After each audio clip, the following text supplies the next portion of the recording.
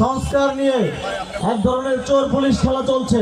আপনার শুধুমাত্র একটা ডেপুটি স্পিকার, ছোট ছোট ললিপপ এগুলোর রাজনৈতিক দলগুলোকে দিয়ে বুঝ দেওয়ার চেষ্টা করবেন, আর বাংলাদেশের মানুষ সেটা বুঝবে না। এই ভুলের মধ্যে থাকবেন না।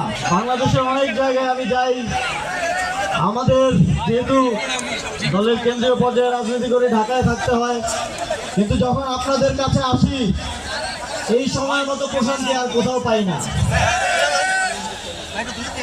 আমরা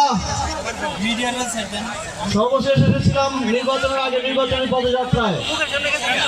এবার নির্বাচনে বাংলাদেশের মানুষ 11 দলীয় জোটকে এবং গণভোটে হ্যাঁ ভোটকে সবাই মিলে ভোট দিয়েছে।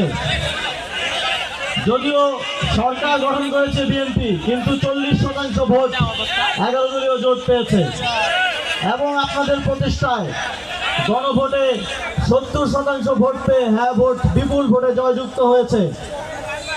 কিন্তু আমরা নির্বাচনের পর, সরকার গঠনের পর কি দেখতে পাচ্ছি?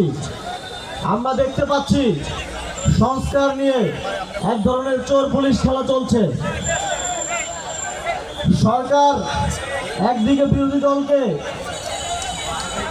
জুলাই সনদকে সম্মান করবে বলে ডেপুটি স্পিকার দেওয়ার কথা বলে ললিপপ দেখাচ্ছে, অন্যদিকে তাদের দলীয় আইনজীবীদেরকে তারা হাইকোর্টে পাঠিয়ে জুলাই সনদ এবং গণভোট অধ্যাদেশকে অবৈধ হিসেবে রায় নিয়ে আসার চেষ্টা করছে। আমরা আপনাদের এই ধরনের চালাকি বুঝতে পারি। আপনারা যদি মনে করেন রাজনীতি একমাত্র আপনারাই বুঝেন এবং বাংলাদেশের মানুষকে দীর্ঘদিনের মতো বারবার বোকা বানিয়ে বাংলাদেশের জনগণের যেই প্রাপ্য অধিকার, বাংলাদেশের জনগণের ভোট দেওয়ার মধ্যে দিয়ে গণভোটে হ্যাঁ ভোটকে জয়যুক্ত করে যেই সংস্কারের অধিকার, সেই অধিকার কেড়ে নিয়ে আপনার শুধুমাত্র একটা ডেপুটি স্পিকার, ছোট ছোট ললিপপ এগুলোর রাজনৈতিক দলগুলোকে দিয়ে বুঝ দেওয়ার চেষ্টা করবেন, আর বাংলাদেশের মানুষ সেটা বুঝবে না। এই ভুলের মধ্যে থাকবেন না।